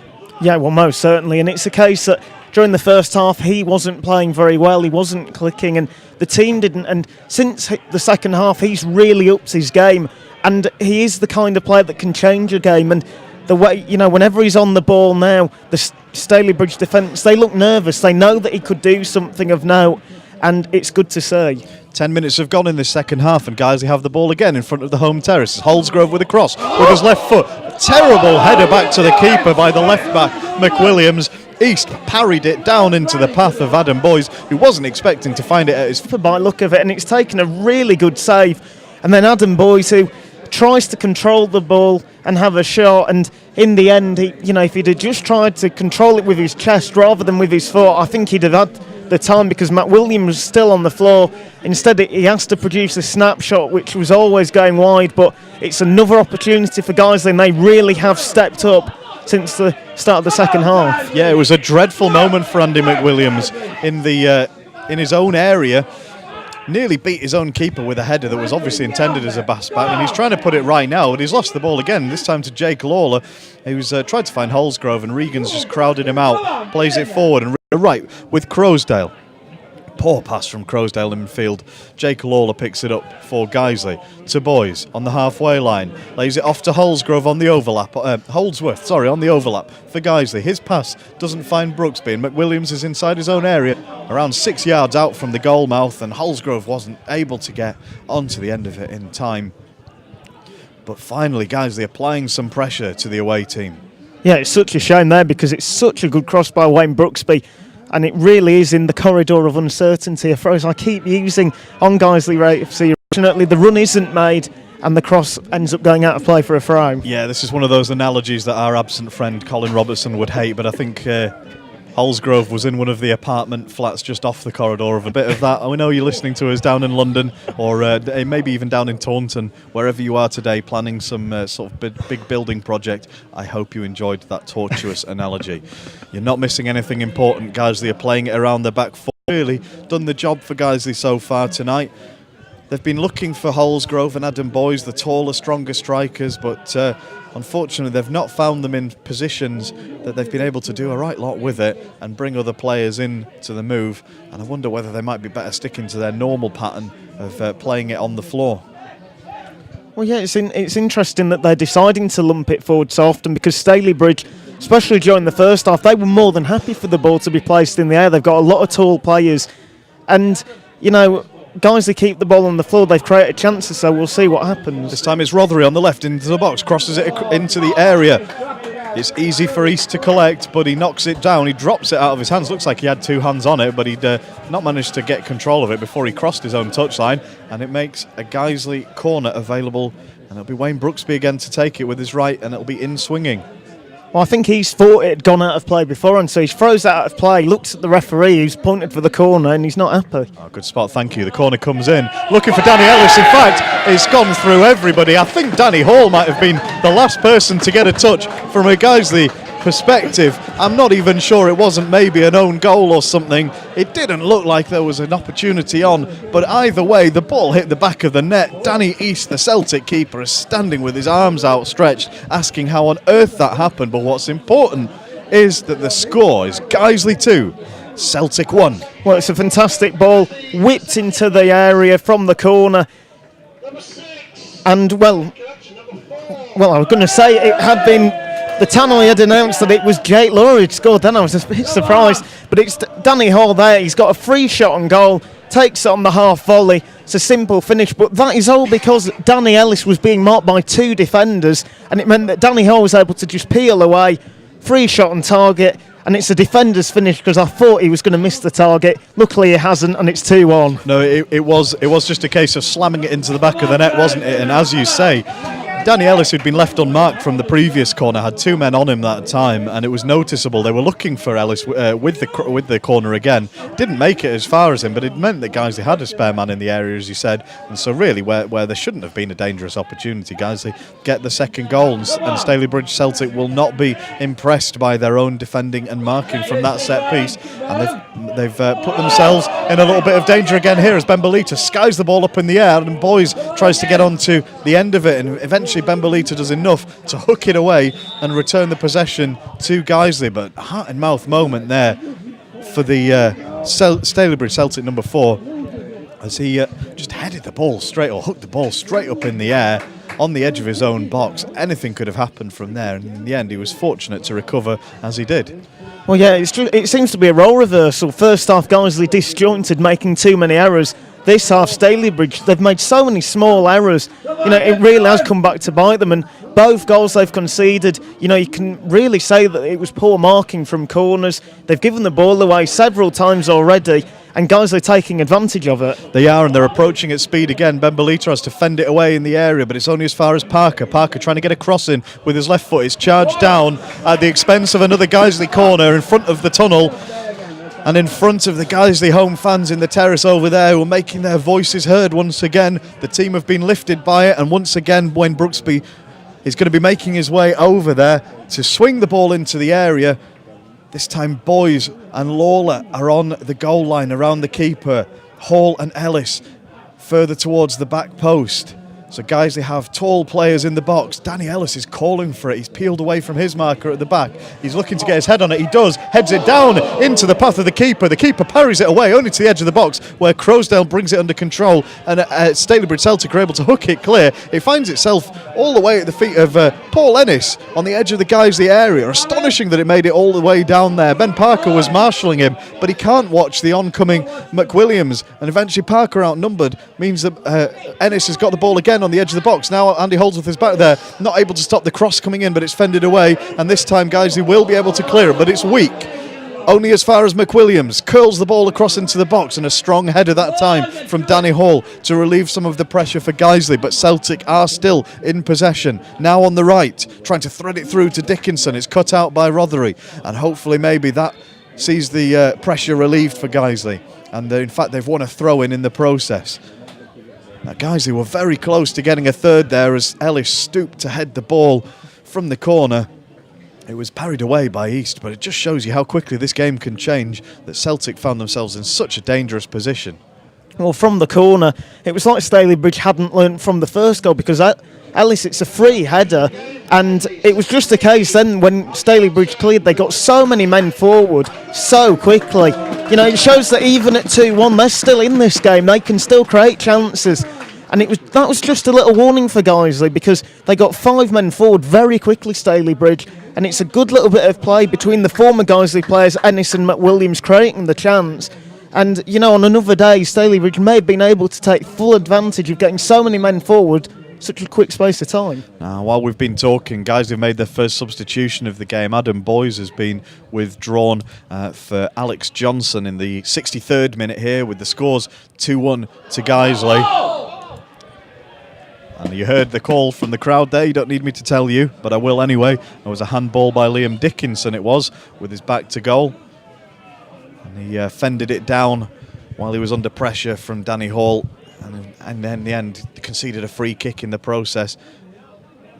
Gives Guiseley the chance to just settle things down after a frantic few moments. Now Alex Johnson has come on, and he looks like he's going to be playing to the left. Kevin Holsgrove has assumed the position at the apex of the Guiseley attack. As I say that, Johnson and Holsgrove swap, and Holsgrove moves to the left. Johnson comes through the middle, and he'll be looking to play with his back to goal, as he so often does from those positions. And Stalybridge Celtic are readying a substitution of their own.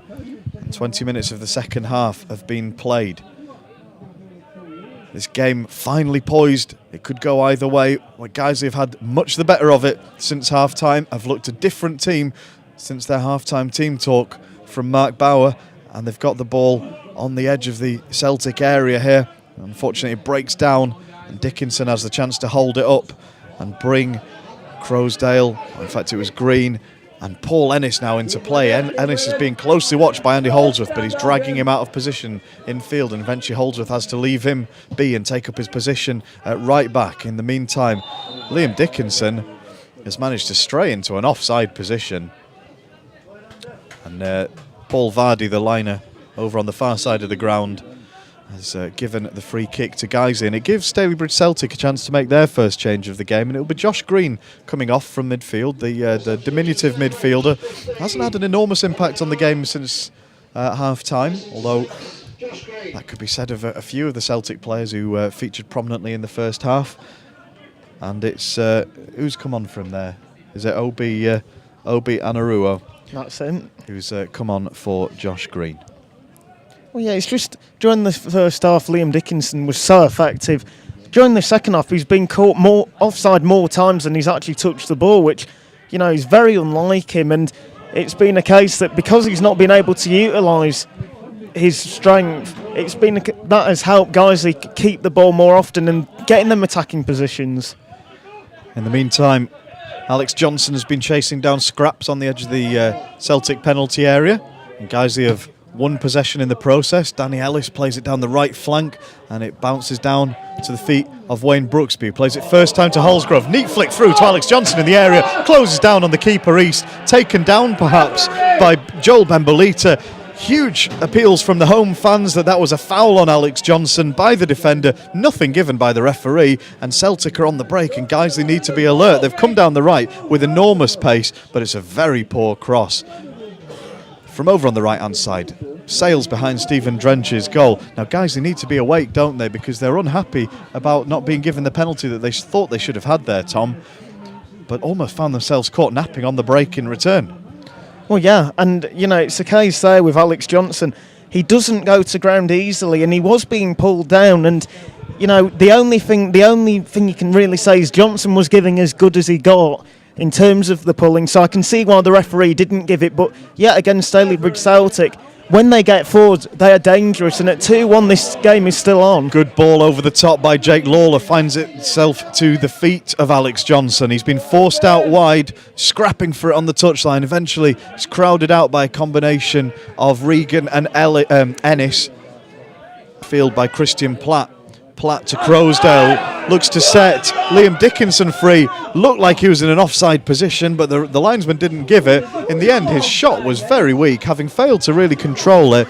A real speculative, weak shot. Looked like he didn't think he should be playing on himself, almost like he was expecting the whistle to go any second. Stephen Drench was still appealing to the linesman, and as sort of part of the action of appealing with his arms out, he sort of parried the shot wide, and somehow through all of it, bizarrely, Stalybridge Celtic have won themselves a corner, and this is a dangerous position with the height of Dickinson in the box. He's being watched by Danny Hall. Jake Lawler is looking after the other tall midfielder, Christian Platt. It's played along the ground, cleared easily by Danny Boschel to the feet of Alex Johnson. Johnson battling away with it, trying to find a Guiseley player to set it loose to, but his pass is short, and there's more hard work being done by Guiseley in midfield to bring the ball away, fighting for these passes that aren't quite reaching their men.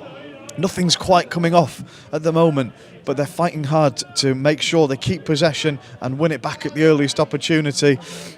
This time it's been surrendered on the right. And it's at the feet of Anaruo, who's in the edge of the penalty area. Closed down by Danny Ellis, who's furious with the linesman over there, thinks Anaruo was offside. And in the process, again, a corner, which Paul Ennis will go over and take for Celtic. Worrying times for Guiseley, though, Tom. Yeah, it is. And Anaruo has been on the pitch a minute, and he's already got in the right position twice, causing problems. And, you know, it's a real good chance for them now with this corner. Corner coming in. Only Holsgrove and Johnson outside of the box for Guiseley. Dickinson trying to get his head onto it. Fended away by Danny Hall at the expense of another corner. And the ground falls silent. The crowd realising that this is a potentially important moment in the game. Corner short this time to McConville. McConville's closed down well by Gavin Rothery. He wins it at the second attempt, and Ennis is going to try and get a cross into the box. It's fended away this time by Holdsworth, but Celtic keep coming into the edge of the area. A clear foul on Danny Boschel, flagged for by the referee's assistant.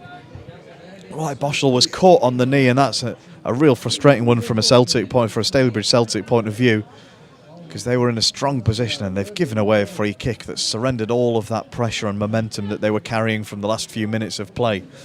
Gives Guiseley a chance to reset. Stephen Drench won't rush to take this free kick. Danny Boschel now on his feet, walking around, making his way around the Guiseley players, trying to G them up and keep them going. And we said in the first half how many experienced players are in Guiseley's team, and you think that cool heads should prevail. This time Drench's goal kick does stay in play, and Guiseley have won a throw-in from it.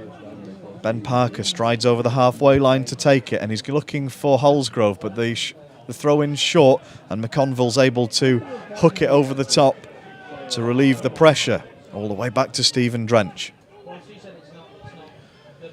In the last few minutes, Tom, it's looked like Guiseley are struggling to get out of their box, but that Stalybridge Celtic haven't managed to put a killer move together to get themselves back into the game. It feels like it's very much in the balance at the moment.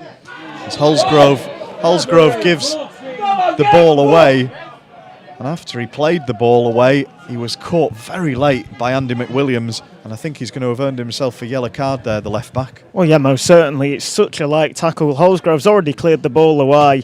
And Matt Williams, it's a reckless tackle. It deserves a booking. But, you know, going back to that previous point, it just at the moment feels like stalemate.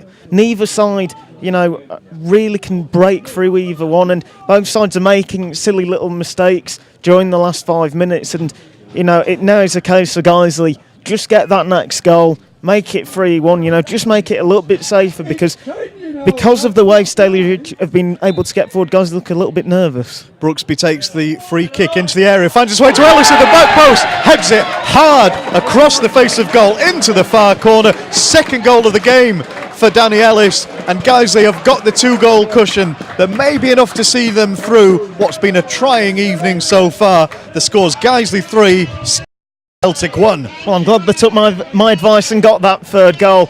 But yet again, Guiseley are in a position where, you know, they've got the ball, it's whipped in, and Danny Ellis, yet again, you know, this is the third time, it's a free header, there's no one near him, and he scored with 2 of them. The third one was saved, but Stalybridge, they'll be disappointed because they've conceded 3 goals today where they really could have, you know, avoided all of them just by marking players better. They seem to be doing zonal marking rather than man marking, and Danny Ellis has been able to take full advantage of it. Well, it's criminal to leave a tall centre-back unmarked from a set piece, and I'm afraid Stalybridge Celtic have done it 3 times since half-time, and each one has led to a goal from a set piece. They'll be absolutely kicking themselves, but from a Guiseley point of view, the strikers might not be getting the goals, but the team is winning, and it looks like they have a reasonable chance now of keeping this unbeaten run going, with the scores at 3-1 and not a huge amount of the game left to go.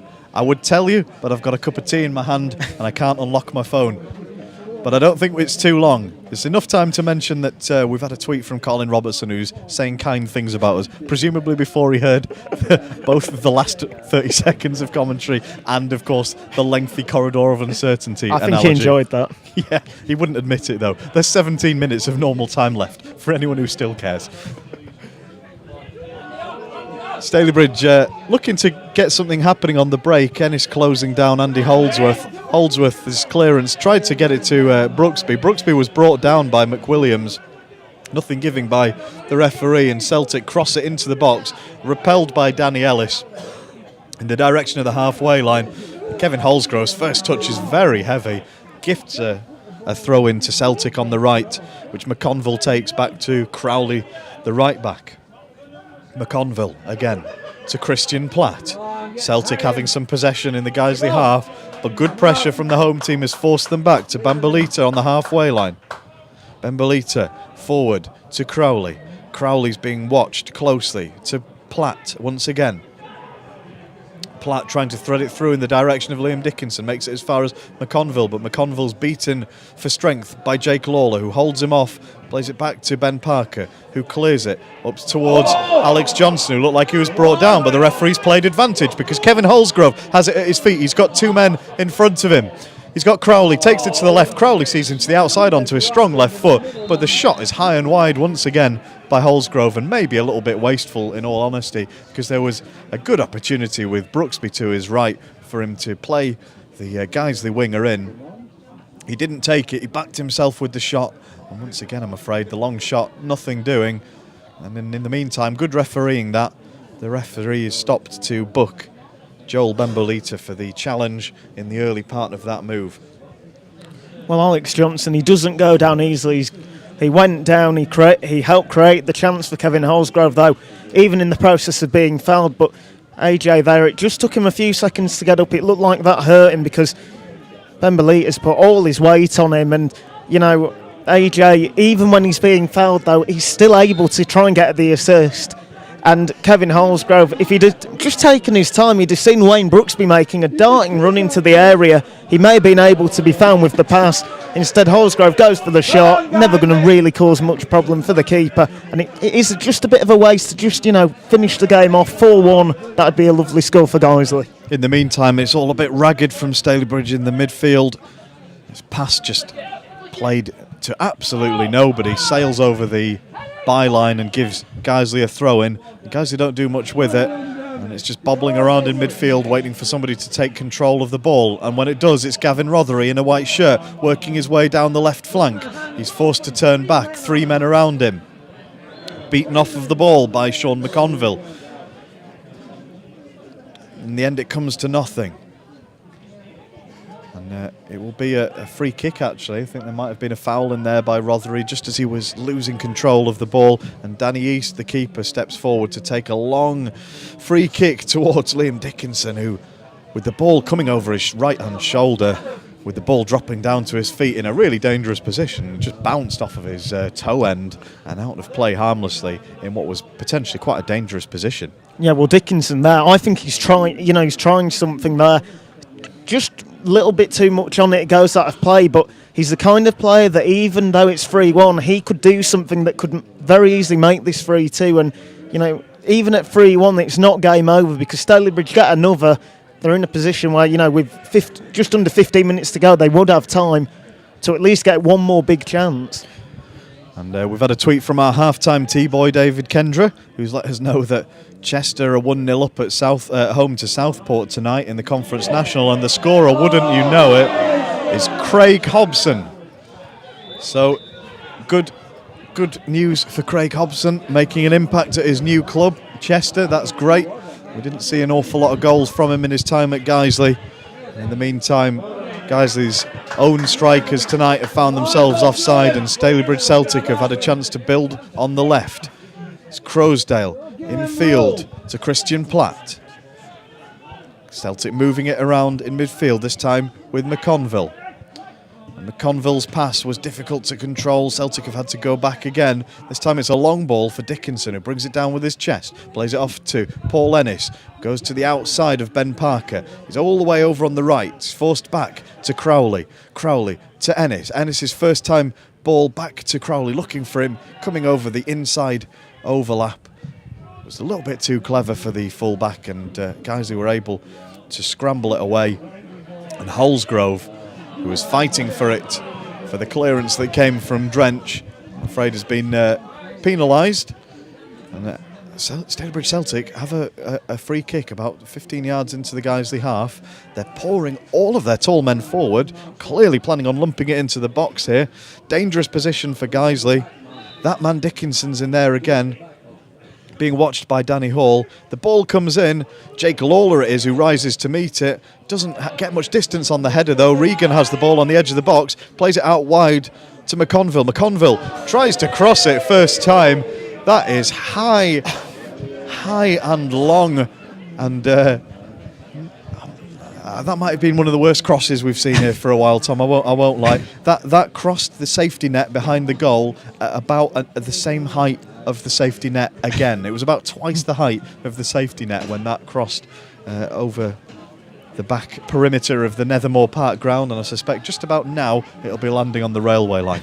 Well, I think you can try and defend him because it did bobble just before he hit it, but he knew he'd hit it wrong because the moment it left his foot, he put both hands on his head, and the players are just looking at him, bemused, because they had 5 players in the box, Stalybridge, and that is such a waste. And that would have been a good chance because Liam Dickinson was, just when the ball was going in, he was actually unmarked for a brief moment. 10 minutes left of the second half. Gavin Rothery has the ball in midfield on the break for Guiseley. Plays it to Alex Johnson, who's on the left in front of the home fans in the tunnel area.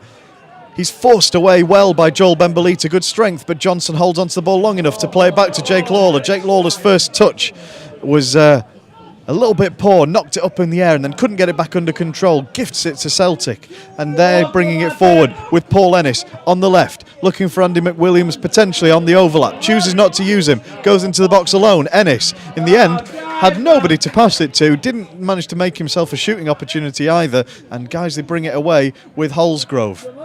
Holsgrove's square ball got clipped on his ankle as he was making it, didn't have enough on it to find Gavin Rothery, and so Celtic have it once again, this time with Crowley on the right, forward to Dickinson, who hasn't got the pace to beat Ben Parker. Good pressure from Dickinson, but in the end he was the one who knocked it over the line. And Ben Parker showing a bit of his experience there, knew he had the beating of Dickinson for pace, just let Dickinson slam into him and knock the ball out of play all in one motion, knowing that he would win the goal kick for his team in the process. Yeah, that's such clever play by Parker because, it just looked for a second he's going to have to kick this out for either a corner or a throw to Stalybridge. But he just notices at the corner of his eye that Dickinson's really is running into this. Just calms the play down and makes sure his side get the goal kick. Celtic have got pressure again though. Ennis in the box. He beats Andy Holdsworth, turns inside, trying to get it onto his right foot, gets the shot away. It's deflected, and although it was going wide, Stephen Drench had enough of a sight of it that he could fall to his right, gather it with two hands, and keep play going with a kick out of his hands to Kevin Holsgrove. Guys, readying another substitution. Holsgrove with his back to goal. Matt Regan was all over him. The Stalybridge captain, he's been penalised. He's not happy about the decision. I suspect he's saying Holsgrove was backing into him and tugging the shirt a bit as well. But the referees decided to give the free kick to Guiseley. That gives an opportunity for the second substitution of the game, and that will be Holsgrove's last part in the game tonight. He's coming off, and in his place will come Danny Forrest. Well, for Kevin, it was a poor first half. The second half, he really did improve, and he's one of the main reasons why guys have been able to get into the lead and take advantage. But now someone like Danny Forrest, someone who's able to hold the ball, but also just a bit of a live wire with 10 minutes to go, he'll be useful on the break. Because, you've got to predict Stalybridge will be pushing more men forward trying to get a goal back. That's right. Forrest has taken up position on the left. A long free kick into the box. It's headed up by Danny Ellis. It makes its way to Alex Johnson. They've been forced out of the area of Guiseley, but they retain possession with Brooksby. And now Gavin Rothery on the right. Rothery goes past his man, trying to get a cross in, has to cut back onto his left.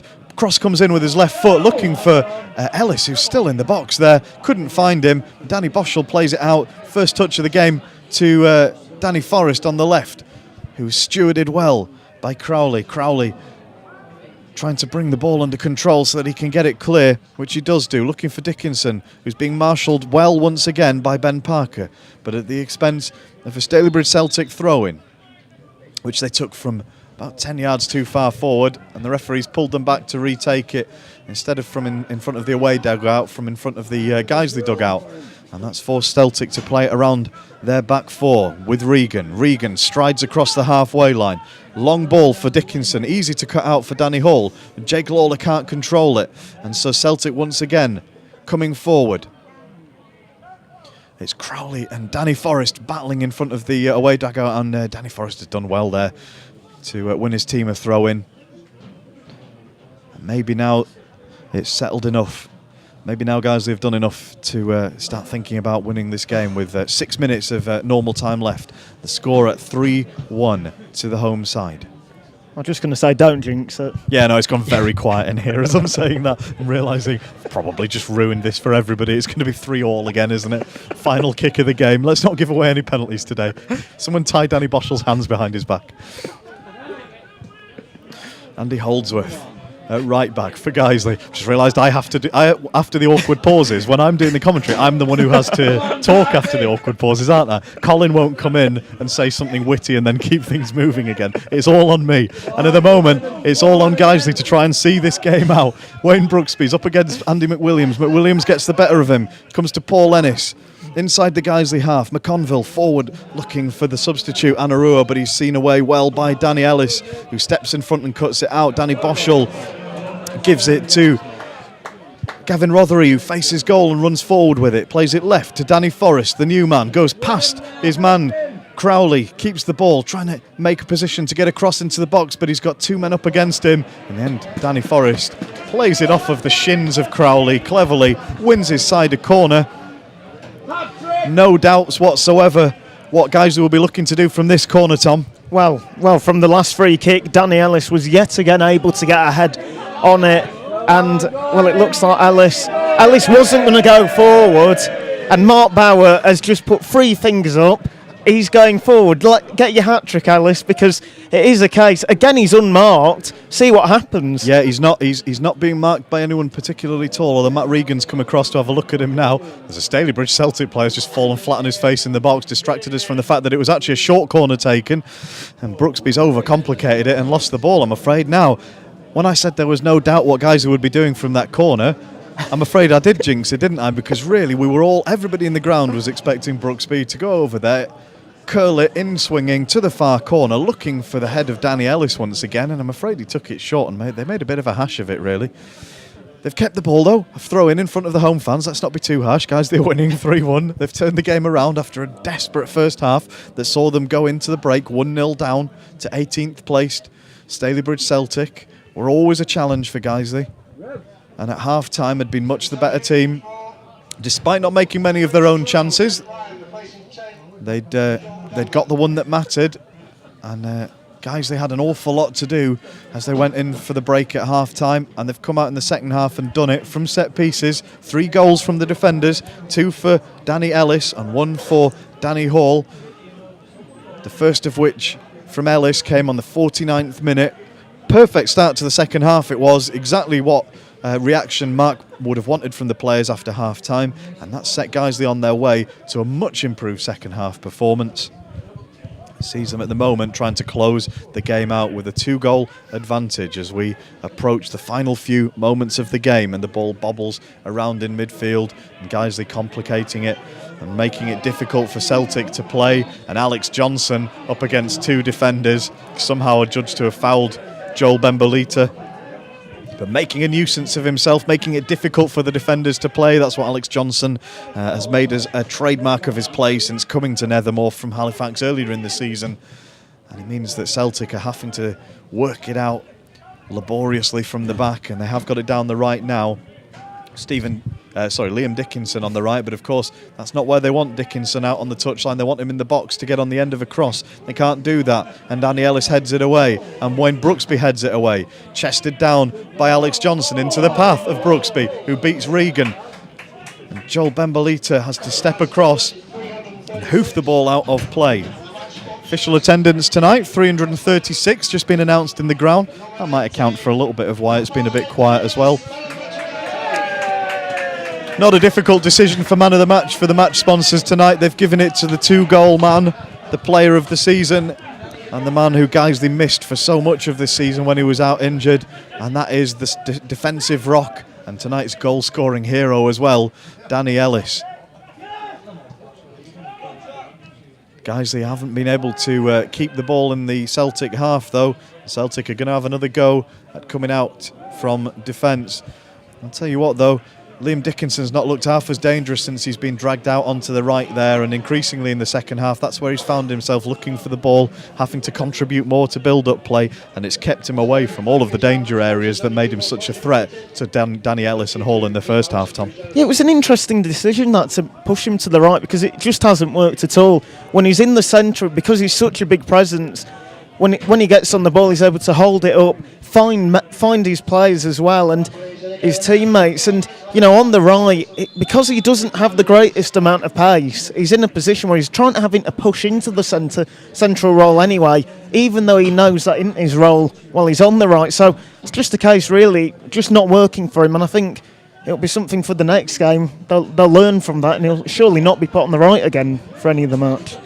90th minute here at Nethermoor. The referees indicated 4 minutes as a minimum of added time at the end of this game. So Guiseley's job isn't done yet. They've got a few more minutes to see out, although you'd have to say it'd be unlikely to see 2 goals scored in that time. But Celtic have got the ball and they certainly haven't given up, and certainly Paul Ennis hasn't stopped working all night. He's covered a lot of ground, he's worked very hard, and he's shown why Conference North managers have wanted to sign him in the past. The player who didn't really get a chance at Guiseley, didn't really fit into the system. He's on the edge of the box now, brought down by Jake Lawler.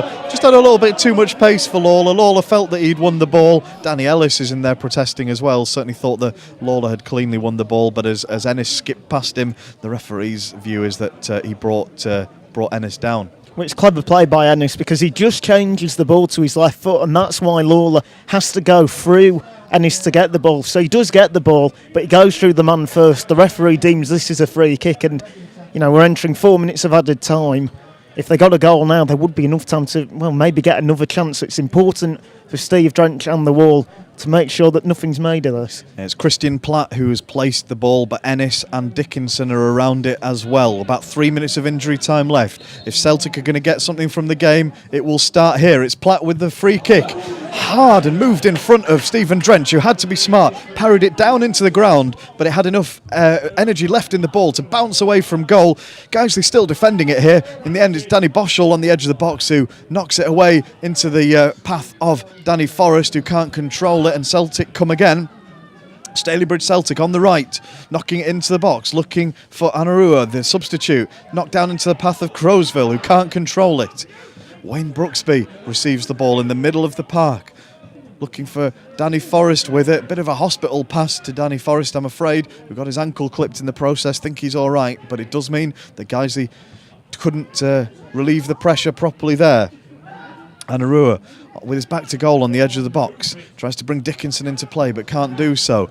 Andy McWilliams tidies up for Celtic, crossing the halfway line again, and Celtic keep on coming forward, and to their credit they've carried on fighting right to the end of this game, even though they must shortly know that there's not time to score 2 goals now. Paul Ennis has it at his feet, again being watched by Jake Lawler. This time Lawler turns him away from goal, and Crowley receives it on the right touchline, but with his back to goal he's forced backwards. Good pressing by Guiseley. Celtic can't find a way through, and eventually Gavin Rothery and Wayne Brooksby have a chance to bring it away. Brooksby's brought down in the centre circle, and surely with that free kick and with about a minute and a half of added time left goes any real chance of Guiseley surrendering the 3 points today. Well, yeah, it's just the case now for Guiseley with so little time to go. Just keep possession.